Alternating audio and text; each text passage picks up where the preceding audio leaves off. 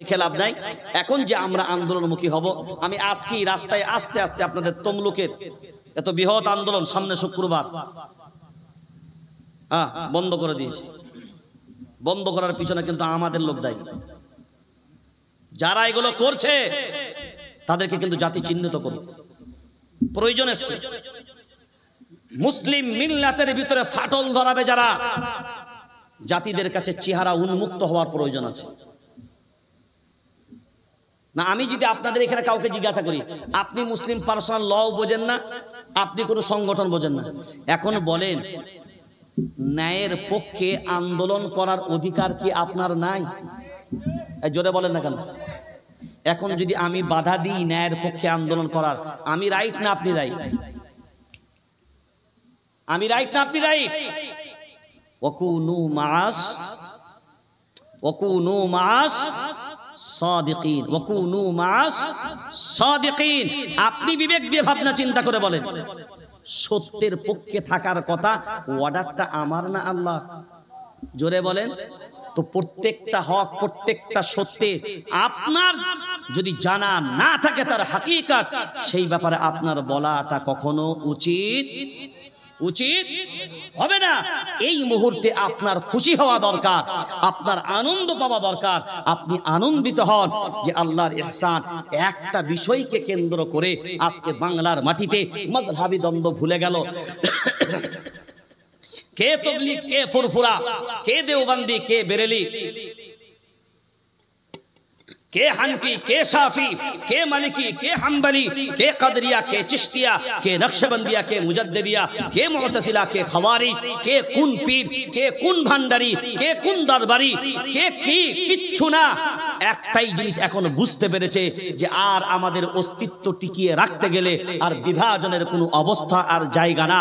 এখন আমাদের প্রয়োজন একতার। কিসের? জোরে বলে। আর এই কথা আল্লাহ বলেছেন না বলেন নাই? কোরআনুল কারীম সূরার নাম সূরা আনফাল 10 নম্বর পারা 2 নম্বর সাফা 1 নম্বর আয়াত, ওয়ালা তানাযাউ ফাতাফশালু ওয়া তাযহাবা রিহুকুম ওয়াসবিরু। খুঁটিনাটি ছোটখাটো সামান্য তামান্য এই বিষয়গুলো নিয়ে নিজেদের ভিতরে তোমরা দ্বন্দ্ব মত পার্থক্য করবে না। ফাতাফশালু, দুর্বল হয়ে পড়বে, সাহস হারিয়ে ফেলবে। ওয়াতাযহাবা রিহুকুম, তোমরা দুর্বল হয়ে যাবে। আর দুর্বল যখন হয়ে যাবে, পরাজয় হবে না বিজয়? পরাজয় না বিজয়? পরাজয়। সবল যদি থাকতে চাও, একতার বন্ধনে ঢুকে যাও। আর ঐক্যবদ্ধভাবে যখন দাঁড়াবে, তখন মানুষের মাঝখানে না, সকলের মাঝখানেই বোঝা যাবে এই আইনের বিরুদ্ধে এত লক্ষ লক্ষ কোটি কোটি মানুষ রুখে দাঁড়িয়েছে। শিখ ভাইরা যদি কৃষি বিল আন্দোলন, তারা যদি কৃষি বিল প্রত্যাহার করাতে বাধ্য করে সরকারকে, কয়েক লক্ষ মানুষ মিলে, আমরা কোটি কোটি থাকার পরেও আমরা যদি ঐক্যবদ্ধভাবে চেষ্টা চালাই, তাহলে এই আইনকে কি প্রতিহত করা যাবে না? করা যাবে না? আইনের পথে আমরা যে লড়াইটা লড়ছি, আইনের পথে লড়াই, আমরা আমাদের আইনের পথে চলবে। আর মাঠের যে লড়াই, সেটা ইনশাআল্লাহ মাঠের পথেই চলবে, দুই দিক থেকেই চলবে। দোয়াও চলবে, দাওয়াও চলবে। তো আগামী 26শে April All India Muslim Personal Law বোর্ডের নেতৃত্বে এবং বাংলার আপামর জনতা বহুমুখী সংগঠনদের যৌথ প্রচেষ্টা উদ্যোগে কিন্তু ব্যানার একটাই, মুসলিম অল ইন্ডিয়া মুসলিম পার্সোনাল ল। এই ব্যানারে আন্দোলন হবে সব জায়গায়, যেখানে যেখানে টুকরো প্রচার। আমাদের সবার একটাই প্রচার থাকবে এখন 26শে ব্রিগেড। নাম্বার 2 নাম্বার ইলানটা করে যায় মুসলিম পার্সোনাল ল বোর্ডের পক্ষ থেকে। 30শে এপ্রিল, তারিখটা বলুন।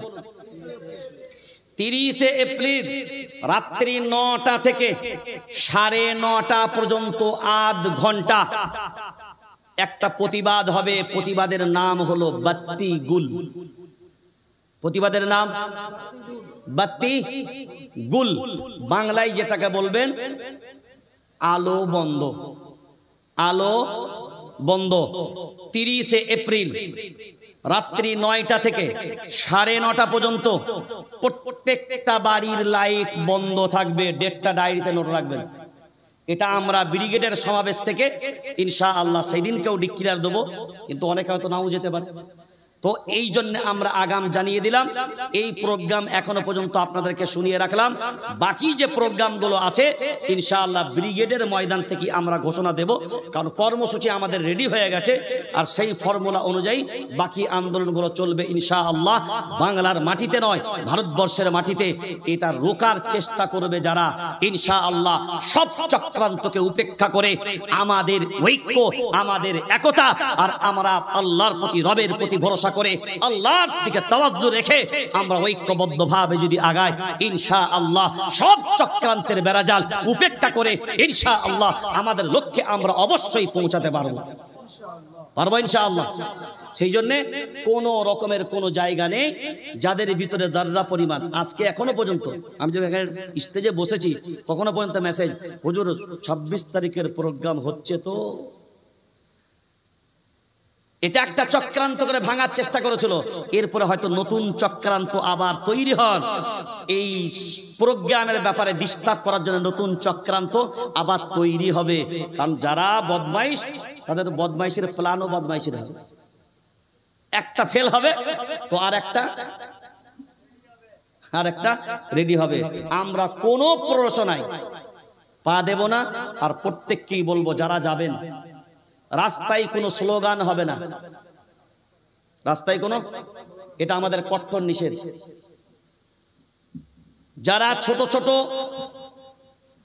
সভাগুলো করবেন 26 তারিখকে লক্ষ্য রেখে, পথ অবরোধ হবে না। হ্যাঁ, এগুলো মিডিয়া যারা আছেন, পথ অবরোধ হবে না, বাইক র্যালি হবে না, রাস্তা বন্ধ করে মিছিল হবে না, সাধারণ আম পাবলিককে কষ্ট দিয়ে আন্দোলন হবে না, আপামর জনতা সাধারণ নাগরিককে পাশে সাথে নিয়ে আন্দোলন করতে হবে। এটাই মুসলিম পার্সোনাল ল বোর্ডের সিদ্ধান্ত। আপনাদের মত কি? কারণ এটাই হওয়া উচিত। আর দ্বিতীয় নম্বর, হিংসাত্মক কোনো আন্দোলন, কোন ধর্মের বিরুদ্ধে কুরুচিকর কোনো মন্তব্য। কিন্তু আমি অবাক হই, বাংলার প্রতিনিহত বাংলার কয়েকজন আছে মুসলিমদের বিরুদ্ধে যেভাবে প্রতিনিহত যে বক্তব্যগুলো দেয়, পুলিশ যে কেন এদের অ্যারেস্ট করে না, এটা আমার বোধগম্যে এখন আসে না। সরকার যে কেন অ্যাকশন নেয় না, এটা এখনো পর্যন্ত বোধগম্যে আসে না।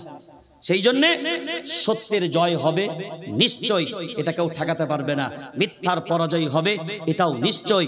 আস্তে আস্তে মুর্শিদাবাদের যে চক্রান্তের বেড়াজাল যেটা দিয়েছিল আর যে কুরুচিকর জায়গাগুলো তৈরি করেছিল, আস্তে আস্তে কিন্তু মিডিয়ার ভাইরাই সব খোলাসা করছে। আরো সত্য সামনে আসবে। সব জিনিস আস্তে আস্তে আমরা জানতে পারবো এই চক্রান্তের আসল হেডমাইন্ড মাস্টার কারা। আর আমরা চাইব প্রশাসনের কাছে, যারা এই ধরনের কুচক্রের সাথে সম্পর্ক রেখেছে, এদের উপযুক্ত শাস্তির ব্যবস্থা হওয়া উচিত।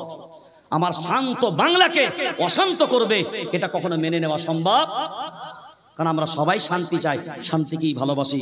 সেই জন্য আমরা দায়িত্ব নিয়ে এই কাজগুলো করব। আর এখান থেকে 10 থেকে 12 জন যাদের কন্ট্যাক্ট নাম্বার একদম 12:30 বলেছে, 12:30 একদম বেজে গেছে, আর 1 মিনিট হবে না। 10 থেকে 12টা দায়িত্বশীল, যারা দায়িত্ব নেবার মতন উপযুক্ত আছেন এইরকম ব্যক্তি ছেলেরা তৈরি হবেন। 10 থেকে 12 জন আপনারা কন্ট্যাক্ট নাম্বার, নাম সহ একটা লিস্ট করে কারা আছেন কালকের মধ্যে আমাকে পাঠিয়ে দেবেন, ঠিক আছে? আর এখান থেকে কটা কি গাড়ি করছেন না করছেন এগুলো আমাদের সাথে যোগাযোগ রাখবেন। কিভাবে যাবেন তার গাইডলাইন আমরা গ্রুপগুলোতে ওই নামগুলোকে অ্যাড করব।